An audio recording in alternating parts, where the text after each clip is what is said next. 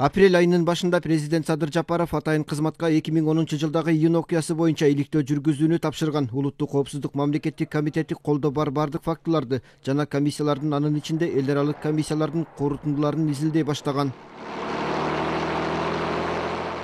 Буга чейин башкы прокуратура июнь окуясына тиешеси бар кызмат адамдарынан 15 киши суракка чакырылганын кабарлаган. Анын ичинде убактылуу өкмөттүн мүчөлөрү Өмүрбек Текебаев, Азимбек Бекназаров, Кеңешбек Дүйшөбаев, Эмилбек Каптагаев, Исмаил Исаков бар. Алардан сырткары тизмеде Ош шаарынын мурдагы мэри Мелис Мырзакматов, Жалал Абад облусунун мурдагы башчысы Бектур Асанов болуп 15 киши сурак берүүдө. Бул иштин алкагында президент Садыр Жапаров, УКМКнын төрагасы Камчыбек Ташиев да суракка алынган. Тергөө учурунда дагы бир нече фактылар ачыкка чыкты. Башкы көзөмөл орган мурдагы убактылуу өкмөттүн 3 мүчөсүнө, УКМКнын ошол кездеги жетекчиси Кеңешбек Дүйшөбаевка, ошол кездеги коргоо министри Исмаил Исаковго жана Жалал Абад облусунун мурдагы губернатору Бектур Асановго кызматтык абалынан кыянаттык менен пайдалануу беренеси боюнча айып койду.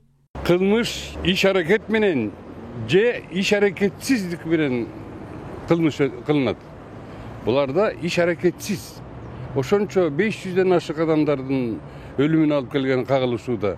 Эмне үчүн армия колунда турган Исмаил Исаков бир полк алып барып туруп, эки элдин ортосуна коюп туруп, военный положение, осадный положение киргизип койгон жок, чтобы кимде ким мамлекеттик войскага, органга укпаса, анда ал жазаланат деп туруп. Бардыгы токтоп калмак. Дүйшөбаев дагы билиш керек эле.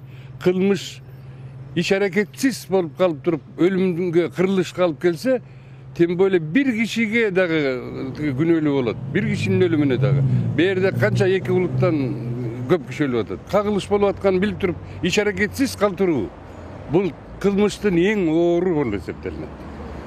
Ошон үчүн укуктук баа берилиши керек. Бул туура, мыйзамдуу жана калыс иш болот.